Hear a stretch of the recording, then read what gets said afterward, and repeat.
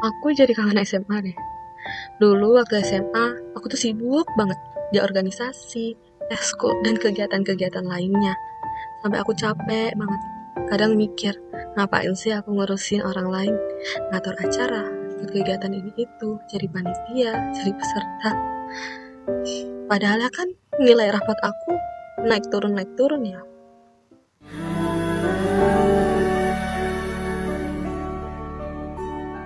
Tapi makin lama aku tersadar, mungkin lewat semua itu aku tuh lagi belajar banyak hal.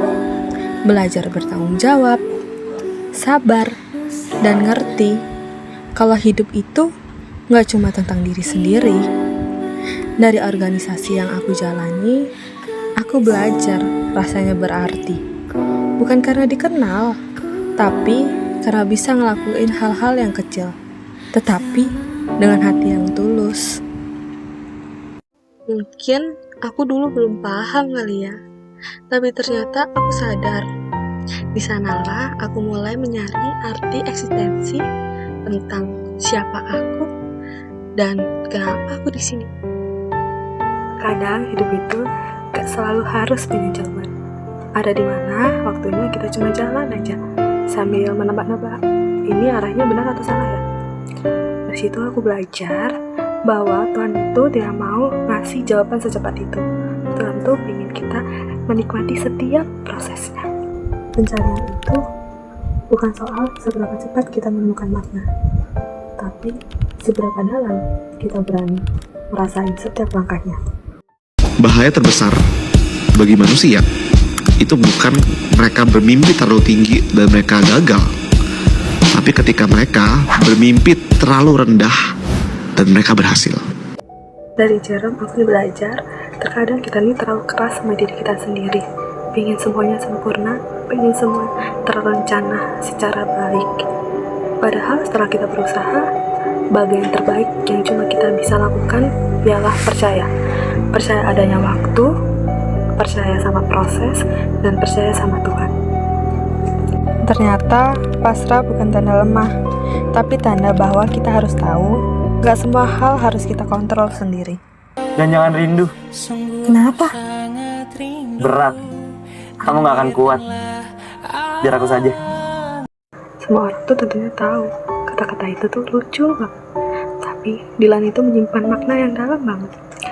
Kadang kita itu rindu sama hal-hal yang gak seharusnya kita genggam lagi, kayak masa lalu atau versi kita yang dulu. Tapi hidup itu terus maju. Dari Dilan aku belajar, kadang kita harus berani melepaskan, karena tidak semua yang hilang itu kehilangan. Bisa jadi itu ruang buat kita tumbuh.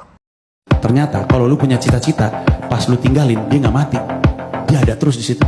Jangan pernah membunuh mimpi lu, karena sekeras-kerasnya lu pukul, sedalam-dalamnya lu kubur, dia cuma akan pingsan dan bangkit di usia lu tua dalam bentuk penyesalan. Dari beliau aku tuh belajar bahwa mencari makna itu tidak bisa sendirian.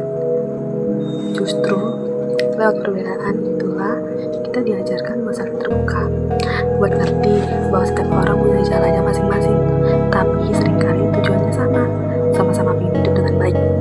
Dan mungkin Tuhan memang sengaja bikin kita berbeda, biar kita tuh belajar saling menghargai, mencintai, dan hormati. Dan mungkin Tuhan memang sengaja bikin kita beda, biar kita belajar saling memahami. Karena lewat orang lain, kadang kita justru makin kenal dengan diri sendiri.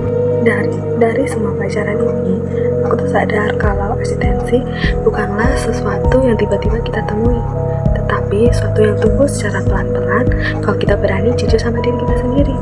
Nah, dari organisasi waktu SMA, aku tuh belajar makna tanggung jawab. Dari Jerome Pauline, aku tuh belajar bagaimana percaya sama Tuhan.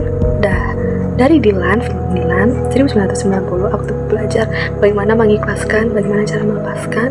Dan dari Paci, aku tuh belajar bagaimana cara menghargai perbedaan.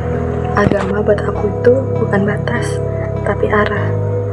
Arah yang membantu aku waktu aku nyasar, dan yang ngingetin aku waktu aku lupa.